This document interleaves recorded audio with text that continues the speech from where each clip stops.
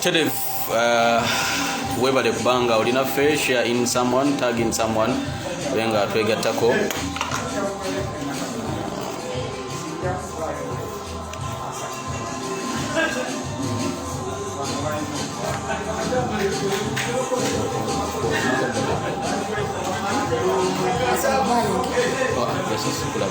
Wewa webale kubanga olina fe munanga tugoberera tag in someone. Tuline council Shamim Malende Buterevu,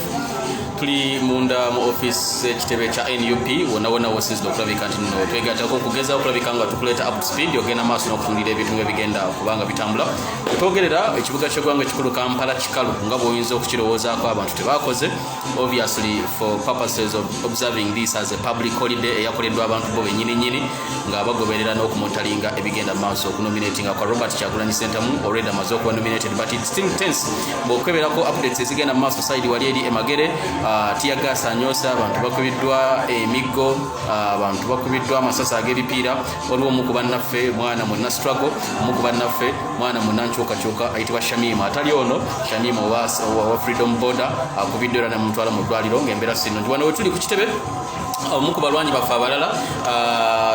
Madada Sauda Madada naye afunye embeera etali ntuufu, naye alina waali ayagala kulabika nti atwalibwa mu ddwaliro. Afunye faintings oba ataaka alumbiddwa faintings wakati mu kavuvuŋŋano akabaddewo. So tuli ku kitebe kya NUP wane Kamocha ne Council Shamim Malende asobola otubuulira embeera nga bwebadde sofa ku ssaawa zino. President wa Robert Kyagulanyi Ssentamu bakyamusazeeko ali Magere, temmotoka tennaba kubanga eyingira, tebamukkiriza kuyingira, tebamukkiriza kutambula. Waliwo abalwanyi baffe abakubiddwa, Eddie Mutwe akubiddwa, omwogezi w'ekibiina kya NUP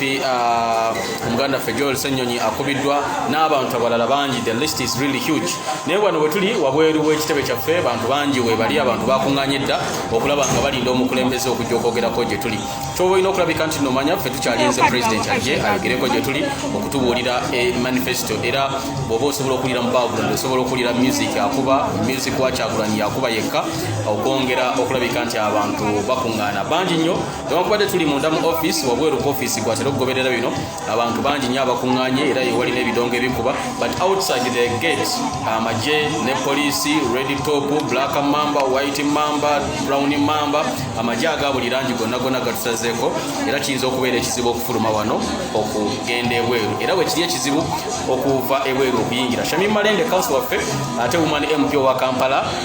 wali wano atubuulira abadde yakatwegattako abadde alina gyali embeera ebadde ekya Honorable Malende oyogera keri bannaffe. Obutuufu webale nnyo Kazibu Bashir omubaka wa Gawempe South addako ate nga yatukwatidde manvuuli nga ffe aba National Unity Platform olw'ekifo ekyo ky'omubaka wa Parliament okumpa omukisa guno olw'Abannayuganda n'abagazi b'enkyukakyuka bonna. Bannaye embeera bannaffe abagoberera nga ebagira bafuna tugiraba, naye ng'ekisingako obukulu ku byonna nga bulijjo ekigambo kyesiba njogera kyetusiba twogera nti ffe twebaza bannayuganda, tolina kwebaza bannayuganda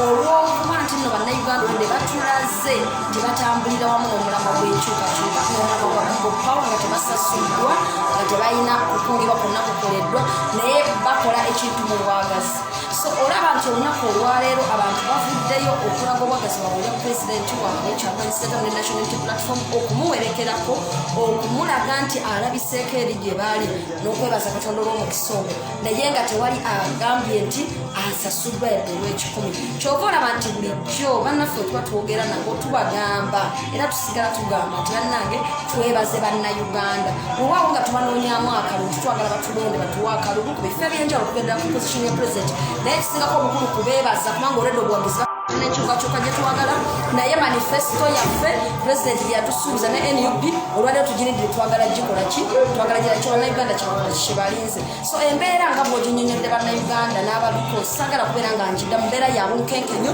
President waffe akyasiddwa mu motoka nga bwebategeezezza, buli kimu kikyali kya bunkenke, naye bannayuganda ekyewuunyisa n'abantu abagezi b'enkyukakyuka beeyongera okweyiwa wano ku kitebe, tutegeeza nti ne Magere beeyongera okweyiwayo, naye buli wamu wateevuunyawo ki poliisi n'amagye n'abakuumaddembe. So ffe nga bannamateeka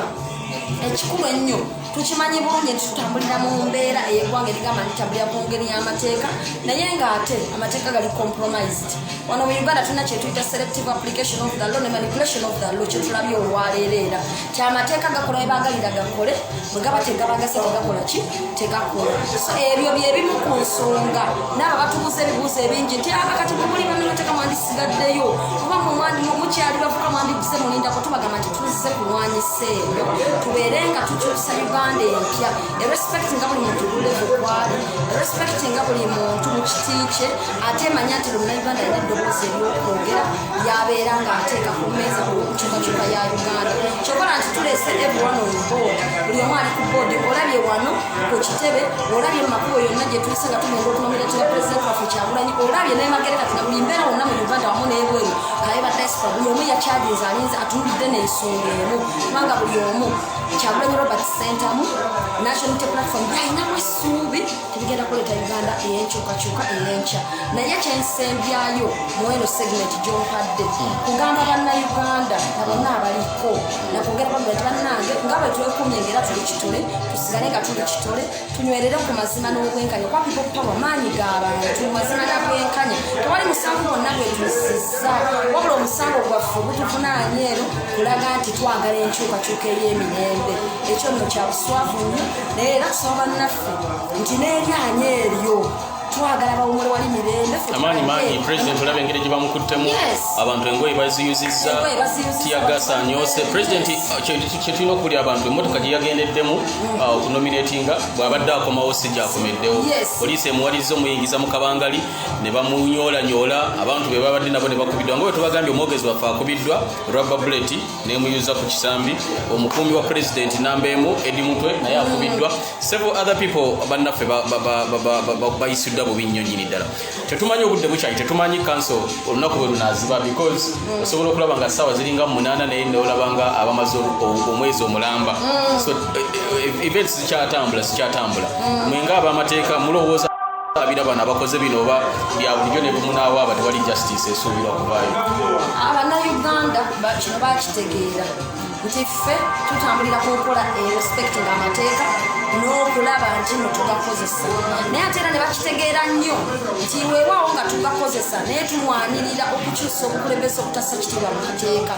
so kye baagala bano tubeere nga ffe tukuba ebbali w'amateeka batukwatiremu ekyo ate nga nekiri bakimanipulatinga okikozesa nti tukikozesa bwe so ffe tujja kusigala ku mulamwa nga tukozesa all legal measures ze tusoboka okulaba nti we bring people to book abo bakoze ebibi for example kati nga bano abamenye emmotoka ne bakumbaka Kyagulanyi ne bamugjamu ne batuusa obuvune ku bannaffe tulinawo etteeka eribasingolinga out nti you can single out a police office oyo oba security operative akoze omusango gwo gwennyini oba nga you go against that very person so kati ffe nga twagala ku identifyinga abantu abo obutambi bwetugenda kuddayo twongere okubwetegereza tulabe baani abo abenyigidde mu bikolwa ani akubye omwogezi waffe n'abeera ng'amuyusa empale gy'ayambadde ani akubye ebyase ne bituuka okumanga bituusa abantu ku buvune ebiviiriddeko Sauda Madadde okuzirika ani oyo bikolwa ebyo ebireeteddwa bantu kinoomu ekyo abakoze destruction ku mmotoka y'omukulembeze ne bannayuganda bangi nnyo abavubuka abali eyo abatuuseeko embeera ebibalo begizeekaawo nga babakwata bagonda babaddusa ku mapoliisi babeere nga babasiba so ebyo naffe nga bannamateeka tugenda kukozesaamu okubo g'amateeka tulabe nga tubikola ki naye nga tukugamba nti ekitwenyigiriza mu bukulembeze ne mukwetaba mu bino ebyokuleeta enkyukakyuka empya Bashir naffe n'ekyatujjayo twagala eggwanga eritebenkedde kubanga obukulembeze waggulu bafuzi webeera nga birungi amateeka gakola bungi galina okukola Bashir okkiriza etteeka nerikwata nga bwe lirina okukwata nange nensikiriza etteeka nerikwata nga bwe lirina okunkwata so awo buli omu abeera nga abalansingiddwa era kati wali ayisibwamu waaw toyanze kanso Shamim Malende ngenda kusaba omukiireko Tamale Junior ali awo mutabani wa Tamale Mirundi wali wabwebwawo ojjukiza nti omubaka omukyalo wa Kampala ye Shamim Malende gwe tubadde naye twagala kuleeta Tamale Mirundi Junior atubuulire ku mbeera nga bweri emabega kawo mbadde taatawe mabega keeri taatawe Tamale Mirundi yennyini n'abaako byaŋŋamba nayinza okutuuka wano ku kitebe kya NUP nga mutabani we yatuuse dda wano tugenda kuba twogeramu kimu bibiri naye atubuulire mutabani wa